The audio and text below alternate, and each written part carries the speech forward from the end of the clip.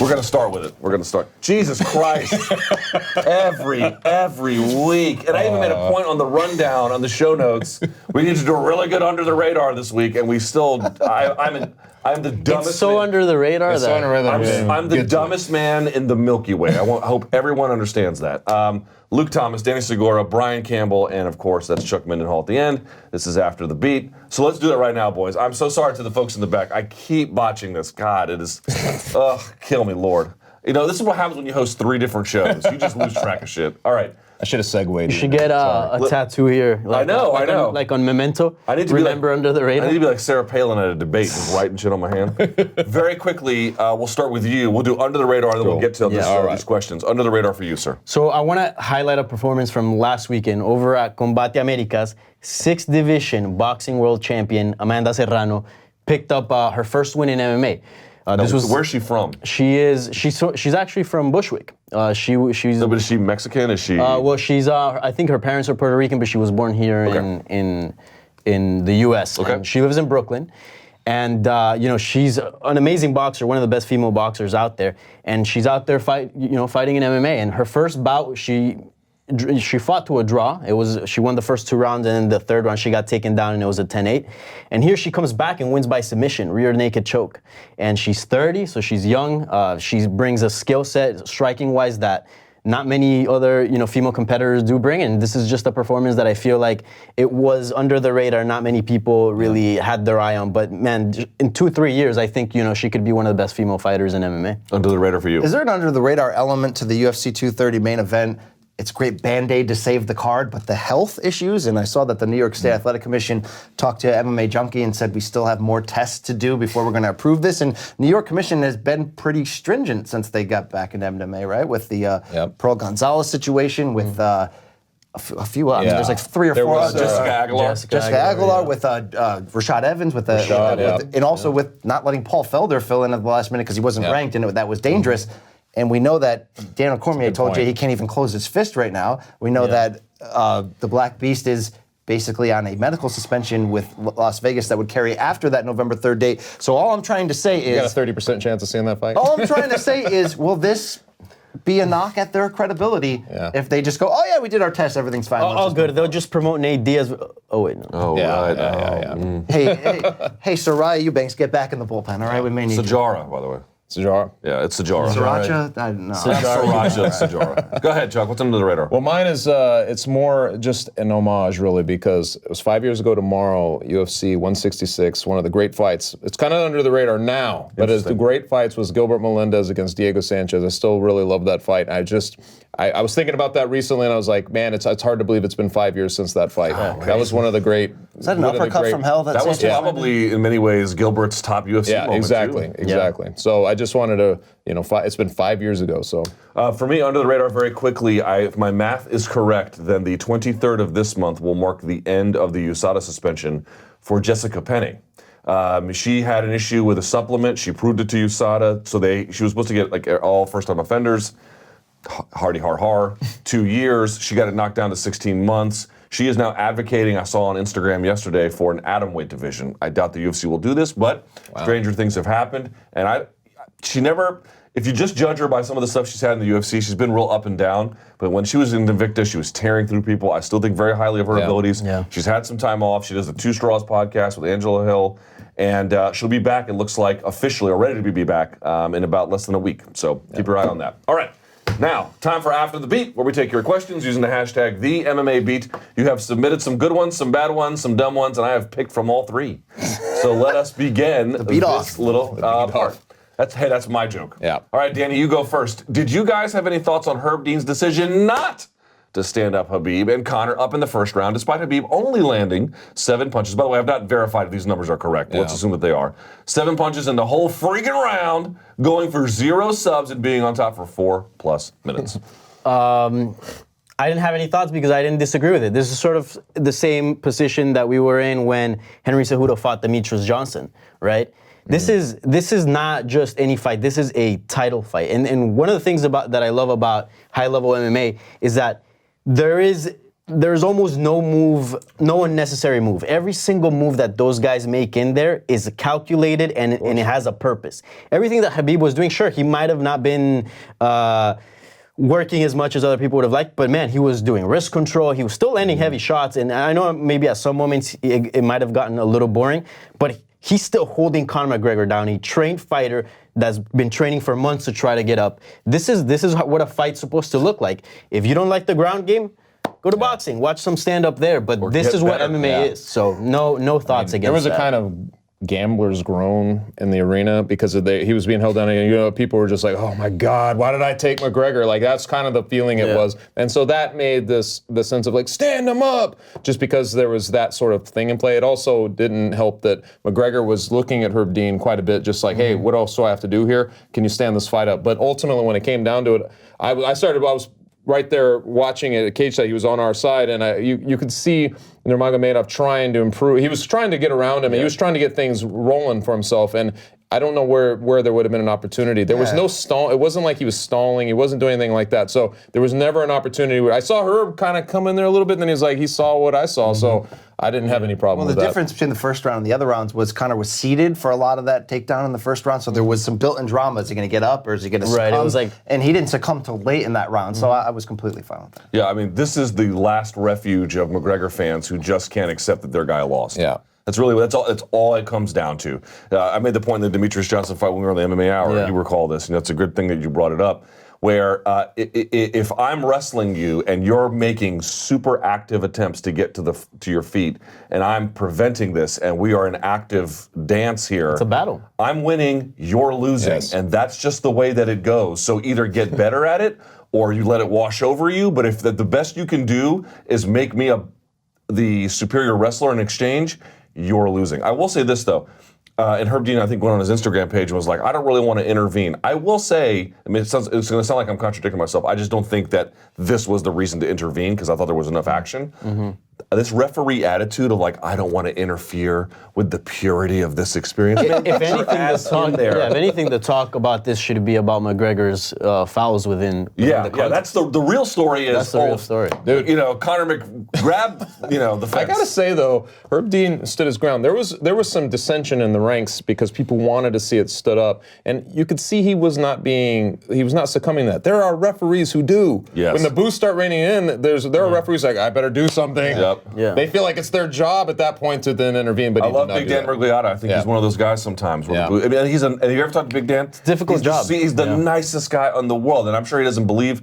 And I'm not saying it's every time, but I've seen a couple times where I was like, I don't know. John Fitch loved it. He thought it was great. Yeah. I'm sure he did. Yeah, but people think that like if you're in guard and I'm on top, and you're in full guard and I'm on top, and I'm like, they think that that is what Khabib was doing or something. Like they were both in something of a neutral position. Khabib was scooping his legs to the point where he couldn't put his heels on the ground.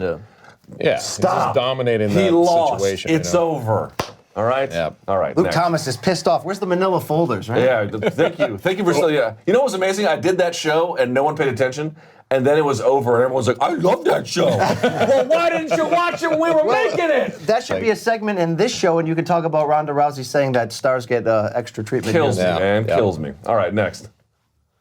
All right, what are some of the best and worst fighter nicknames, Brian? Because you come from boxing too, so you must have seen it. And what would Chuck Mindenhall's be? Hold on a second. Do you remember who's the guy from the Contender from the Northern Virginia area? I forget his name now. The original contender? The original Contender. Jimmy Lang? Jimmy Lang. So Jimmy Lang used to put on fights at the Patriot Center, and I used to go to all of them, okay? Because I'm a degenerate loser with no friends. Yeah, probably. There was a guy on the undercard. This is the best. This is a true nickname. And he was super bricked up. I don't think he became anything. So let's just call him John Smith. And his nickname was Cut Up from the Butt Up.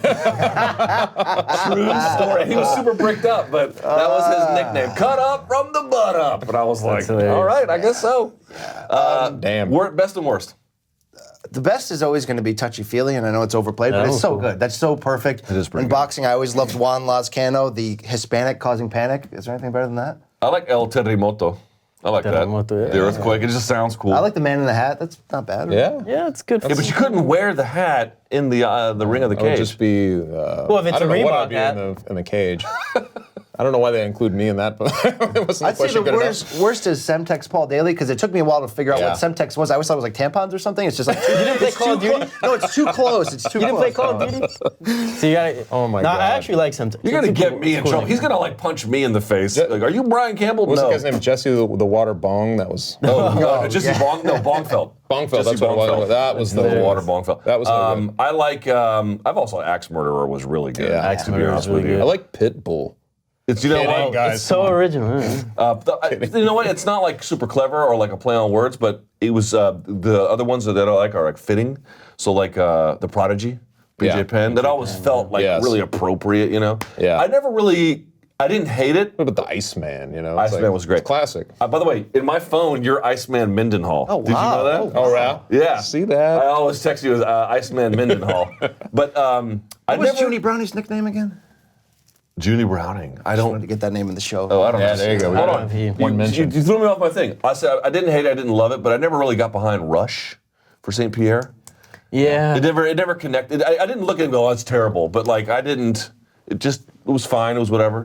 Beast in 25-8 is one of the all-time bad Yeah, ones. Matt Riddle should have went with the King of Bros Yes, though when he was in the UFC. I mean, that would have been Yeah, it's that would have helped him a perfect lot. now. I think Yeah. when Diego Sanchez was fighting the Nightmare, when he was young Diego Sanchez, because he really was a nightmare to fight. Like it was just a complicated guy and always in your face. I really like that one. It was cool. Any other Oh, ones? Tamden McQuarrie is one of the worst ones. Barn Cat. Yeah. No, Barn I Cat. love Barn Barn Cat. Yeah, it was like a feral. Come on. Get out. Cut You it don't out. like the Barn Cat? No, I don't. No. Oh, I thought the Barn Cat was cool, That one was good. man. That one was good. I'm a fan of Roy McDonald, but the Red King, right?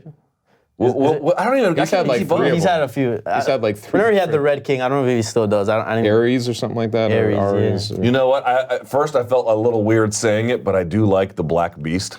Yeah. You know what I mean? yeah. Black Beast, You're like, yeah, am I Black racist? I still for feel weird Black saying it. What are you gonna? Beast? Yeah, no, but like, it's like, oh, I like this guy. He's called the Black Beast. What? What are you saying?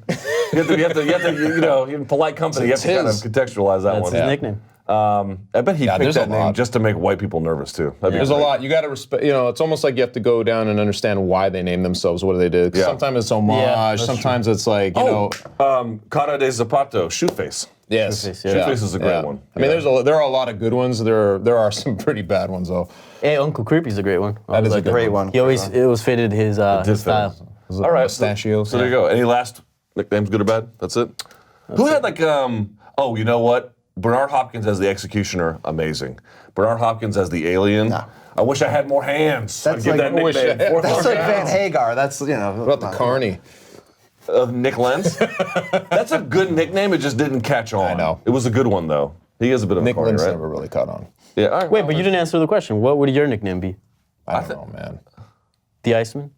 Yes. Jack Frost. I don't know. The ice hole. Yeah, no, just cut that part. All right. Yes, edit let's that. see. What do we have next? What does more pay-per-view buys, Chuck? Oof. here. DC versus Lesnar or DC versus Jones 3. Now, let me set this up. Okay. I had an argument with my producer about this, and he was trying to say, like, DC doesn't need to wait for the Lesnar fight because the third Jones fight would be as good or more in terms of sales. Yeah. I don't think that's a bad argument. Is he right? I still think the Lesnar fight. Yeah, for sure. I mean, what did their second fight do? Was it 600? No. Second one did almost 900. It did 800 plus. 800? I It's a little closer than you might think. Plus, Lesnar looking a little bit shriveled, you know? I think any Lesnar fight does over a mil, so. I think It's tough. If the series were 1-1, if something, I don't know. I just Right, feel yeah. like the way the series is played out from the competitive. I hate to say it because how do you discount a guy like Cormier? You know what I mean? I just don't know how you say it, but it's like Maybe from a if it was a competitive heavyweight- standpoint, what we've seen so far, I feel like that would hinder it to an Well, extent. does it help or hurt the idea of DC Jones 3 if Jones either runs through Gustafsson and announces that he's back and we start doing the, oh my God, he really is the GOAT argument, or if he just barely point, wins too. in a really Yeah. rough fight, which one helps or hurts the DC? I think if he wins, it doesn't necessarily matter all that much. What matters is what he says afterwards. Yeah, If that's he gets true. out there and says, "Daniel, I'm coming for you." Yeah. The tension. It will has be to. It has enormous. to be something like that. Yeah, so like Yeah. Lesnar's all about grabbing the casuals, but you can grab the casuals with the juicy storyline of now this is for the heavyweight championship, and DC's going to have to play up the USADA steroid argument, the whole promotion, and be like, you're not the real anything, you're a fraud. Yeah, I just think I'm it's gonna an go with the interesting latter. question because I don't think folks thought of it that way. They thought, well, here's the money fight. Here's a good fight, but here's the money fight. They're overlapped. You agree or no? I would still say the Lesnar. I think a Jones Cormier fight, especially if it's a heavyweight, the third one, I think it'll be big. It'll do well. But man, Lesnar is always drawing, some of the top pay-per-views. So I don't know. I'd still go with the Lesnar. You might be right, but my hunch is that if I was forced to pick, I'd probably still say Lesnar does more. Yeah. But it's probably a lot more competitive. But- in terms Yeah, I of don't think it'd be too far Let's off. think about this though. Lesnar at UFC 200 with DC and Jones falling off, and Lesnar, although he wasn't in the main event, was then pushed as the face with Anderson Silva behind him. No, That Amanda almost- Nunes versus Misha Tate was your main event. Right, but I'm saying the Their face. guy. Even with I was there. I understand that. Even with Jones off the card, Lesnar then got pushed as the face of that card. Sure. Anderson Silva behind him, and it still only did what 1.1. So if that only did that, and we think of Brock Lesnar's brand being bigger then because we hadn't seen him in so many years, then there's the idea that DC. But it wasn't Lesnar for a could title, do and he was less. also, down on the card. Like it was. I didn't feel like that card was promoted too heavily on Brock Lesnar. Also, it wasn't that fight like last minute. The whole Brock Lesnar coming back, right? If I'm not mistaken. Yes, because they waived the USADA They waived the restriction. USADA restriction. And remember, Cormier and DC had the pushing incident, Yeah. which they That's can right. just replay. He and Hunt had to that point no. No beef. How many no beef, times has nothing. Jones Cormier been booked? They fought twice, but hasn't it been booked like 5 times? 2 other times. I can't even keep track. So it's like the other thing is like, at what point do we just say like, gosh, these guys are going at it again? You know what I mean? I don't know. I don't know if it would be this one or not, but I honestly think that the competitive aspect of it, just because they haven't been great fights in that sense, would probably be the biggest hindrance towards it. So the Lesnar one is just fresh. It's like a fresh matchup. I don't know. That, Fair enough, though. And he was a heavyweight champ too. Yeah. So there's that as well. All right, next, please. Let's see. Who have I not called on? Have I called on all of you at this point? Then let's just go to the table. Do you guys think that Jimmy Smith is underused by the UFC? Now, here's the interesting question that this raises, which is, at first I thought he was perfectly used, but they had him doing all the small fight night cards, and I guess that's what they're waiting for. Rogan seems to always like inch his way out the door, and he's not there yet. He's still doing, and I'm not asking him to. I'm not making that. I think him and Cruz and him and Cormier do a great job. But what I am saying is, do you think he is the heir apparent to Rogan? That to me is the interesting question. Yeah. What do you guys think? Yeah, he is the heir apparent. I think that's why they brought him in. He does a poor man's Joe Rogan style. Oh, so he's get not, outta no, here. He's Get really outta good. here. He's really good. I've loved him in Bellator, but he does a poor man's Joe Rogan style. You are so that's so why. wrong about this. You are so wrong. So that's why he's not being underused right now. He's being perfectly used. And long term, if he replaces Joe, I'll be more than happy. Because guess what? I really like him, even though Yeah, it he's a sounds poor like it. man's Joe Rogan. But guess what? Joe Rogan's maybe the greatest of all time to do that. Can you imagine, this is a guy who goes on a first date, he's like, you're like a poor woman's ex-girlfriend. It's like, I don't think they should do Joe and Jimmy together like they've done. I think the third spot with is that. always great with a current or just recently retired fighter. So I think I just nailed it, guys. Yeah, I you mean, did. he can't handle it. But, you know. I completely disagree. He is not a poor man's Joe Rogan. He's very different than Joe Rogan. Joe Rogan likes this sweeping rhetoric and these long, sort of general macro observations. Jimmy Smith is totally the opposite. He is granular, specific, short, pithy, to the point. He does an absolute Clear. assload of He's homework. very clear with what he's explaining. Totally. They are very different styles. I think he's just going off by the fact that they're both, They are bald. They are bald. You dropped a lot of big words. You want to pick any of those up? Yes, for you, donkey. I can't believe you think. It just drives me nuts. Well, It's like, I think you're misinterpreting that as me being ignorant and not knowing Jimmy Smith and not really. No, and it's not being what I'm like, saying. It's not what I'm I saying. mean, like, he's great. He's going to be a great replacement for when him. you say one day. poor man's Joe Rogan, he's not doing an impression of Joe. He's doing He's his own not, but I'm saying they're so much closer. You may have been able to break down specifically why they're different, but to me, they're so much closer think than so? any other person coming into that booth. By the way, Randy Couture's still really good at that job. I kind of wish he was Agreed. in that slot with Him UFC. on the PFL shows. You're right. Yeah. Let me just throw in there Frank Mir over at Bellator. Frank Mir's Frank Mir's Mir's good. amazing. He's good, yeah. I By the way, was do you guys He's like good. the Bellator desk? I have to tell you, I like the analysis that comes off of it, but it is murdering their pacing. That's what I don't like about it. Karen Bryant raised this, I think, on Twitter once, and she's got a good point. Like, we've murdered Fox Sports 1 for their pacing, and Bellator used to be pretty good about it. Now they got the desk, and it's like, Josh Thompson, great. Frank Mir, great. Yeah. But, fellas, I Well, do you know why I That's like the it? Because they got a That's the bigger problem, and his name's Goldie. Don't even get me started. I'll get angry tweets. People always angrily tweet me. They never angrily tweet any of you Well, guys. I'm not trying to do it to get tweets, but Goldie's brutal right now. This is the wash portion of his career. Dude, I have John Anik. Isn't Yeah. You know what he is? He's a poor man's UFC Goldie, and that's obviously the reality. But that's all right. Thank you. Wait, you're saying Thank you. You're saying Bellator Goldie is a poor man's Goldie? Well, obviously it is. Yeah, he's in the second half of his career. He's a little washed. But I'm just saying, I'm not down for this era. Bro, he's gonna find you at a Bellator show, Yes, and he I'm gonna put the fist fight on World Star Hip Hop. It is time. World star. I used to ride that argument all the time, and everyone told me I'm wrong, and now everyone's come around to it. So whatever. Story of my effing career. All right, next.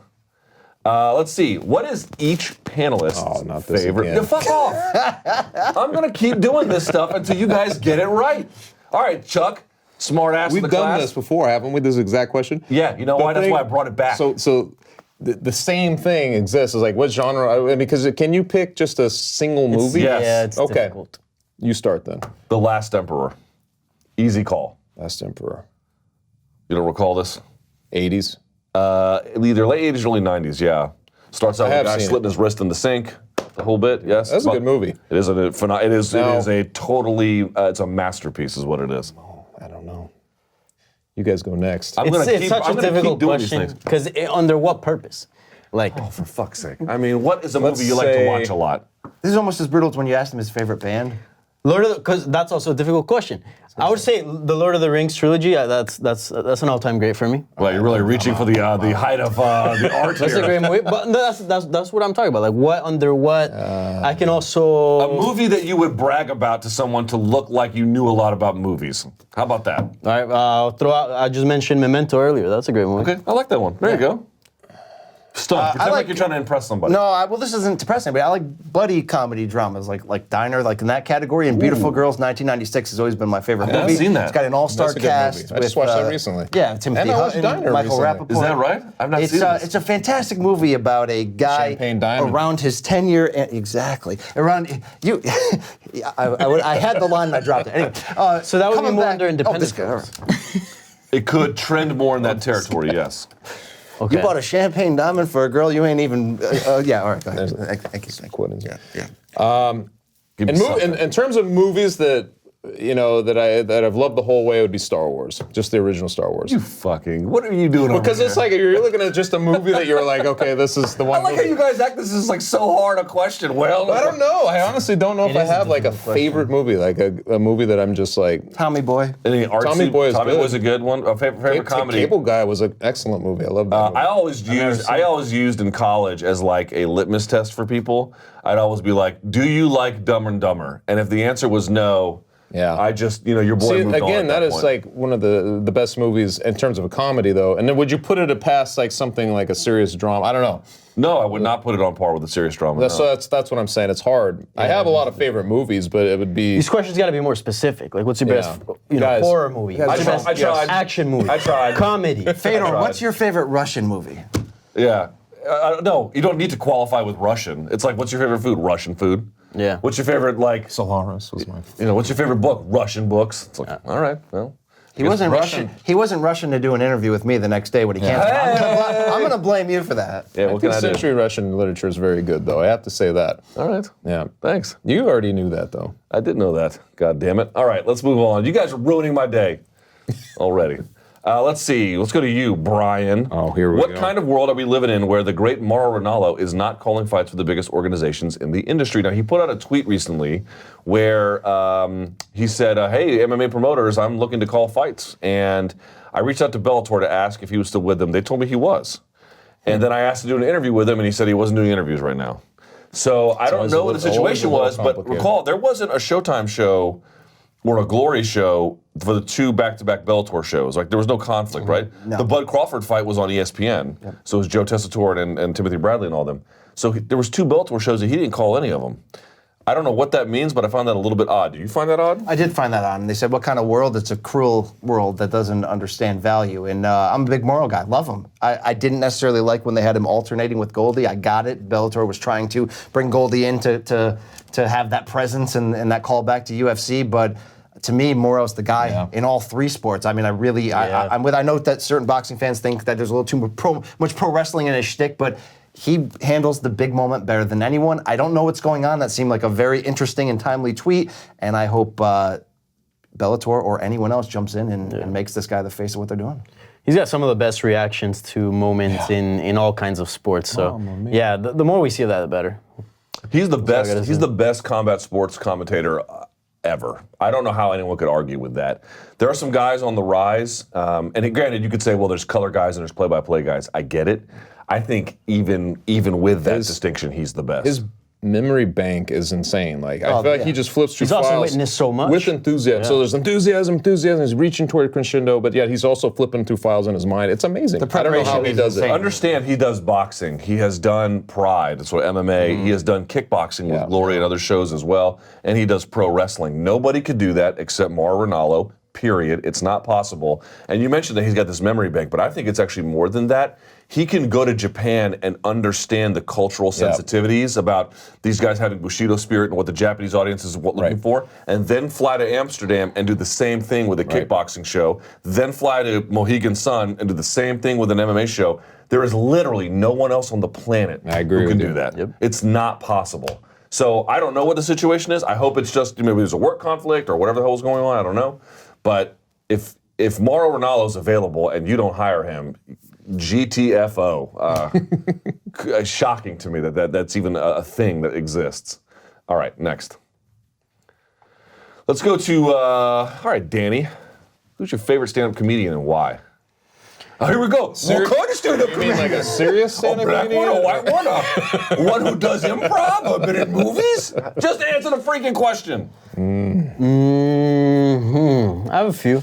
I like Cat Williams a lot. Okay. I think he's hilarious. What's Pimpin' on? Yeah. His fantastic work. I think he recently took out a special on Netflix. Yep. Who hasn't at this point? But it was really good.